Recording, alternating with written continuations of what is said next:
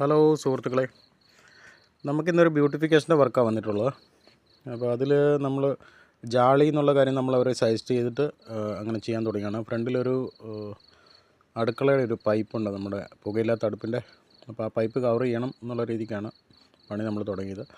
അപ്പോൾ അതിന് വേണ്ടിയിട്ട് ജാളി നമ്മൾ ആദ്യം മേടിച്ച് വെച്ചിട്ടുണ്ട്, കോളം അടിച്ചിട്ടുണ്ട്. ജാളിയുടെ വീതിക്കനുസരിച്ച് കോളം അടിച്ചിട്ടുണ്ട്. പിന്നീട് അതിൻ്റെ ആവശ്യമുള്ള ഗ്യാപ്പുകൾ എല്ലാം, ജാളി വെക്കേണ്ട ഗ്യാപ്പുകളെല്ലാം ഒഴിവാക്കിയിട്ട് ഫ്രെയിം ഇട്ടിട്ട് അതിനുള്ളിൽ മുക്കാൽ പൈപ്പും പിന്നെ 10 mm റൗണ്ട് റോഡും കൊണ്ട് നമ്മൾ